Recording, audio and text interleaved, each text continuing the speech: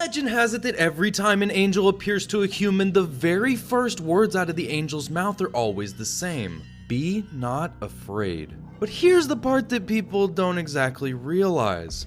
The angel isn't saying it to comfort you. It's a warning, because what you're actually looking at would literally shatter your mind if you saw it without that preparation. The thing is, we have paintings, we have sculptures, and we have centuries of art showing us what angels look like.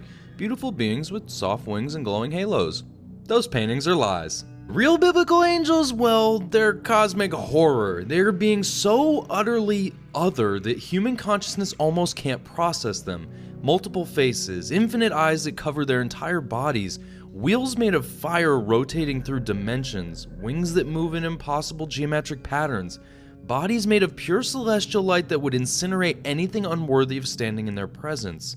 When the prophets saw them, they didn't say, "Oh, how beautiful." They fell on their faces in absolute terror and begged not to be destroyed. And this is what biblically accurate angels actually are. So in the book of Ezekiel, the prophet encounters an angel and describes it like this: a being covered in eyes. Not eyes on a face, eyes covering every inch of its body. Multiple faces pointing in different directions. Wheels within wheels covered in more eyes. Wings that move in perfect synchronization with the rings, which rotate in all directions simultaneously, creating a hypnotic, impossible geometry of movement and perception. Ezekiel saw one and fell on his face in horror.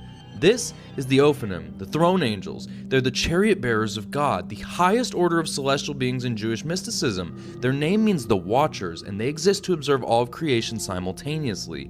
Every eye represents awareness. They see past, present, and future all at once. They perceive dimensions we can't even conceptualize. But that's just one type of angel. Then there are the seraphim, the six-winged burning ones. Isaiah encounters them in the temple, and they're so radiant, so incandescent with divine fire that the very foundation of the building shakes. Their wings are described as burning with holiness, not metaphorically burning, literally wreathed in celestial flame that purifies and annihilates anything unworthy of God's presence. The seraphim are the closest beings to God in the celestial hierarchy, and when they move through heaven, reality warps around them. And when Isaiah saw him, he immediately cried out that he was unworthy and that his lips were unclean. And then there were the cherubim. Depicted in popular culture as chubby babies, but the actual biblical cherubim are warriors. They're portrayed as having multiple bodies, multiple faces, sometimes described as having a lion's face, an ox's face, an eagle's face, and a human face all in the same creature. They have enormous wings that span rooms. They carry flaming swords, and when God places them at the gates of Eden after humanity's expulsion, they're there to annihilate anyone who tries to return, not to gently shoo people away. The cherubim are God's enforcers, divine soldiers. And then there are the standard angels.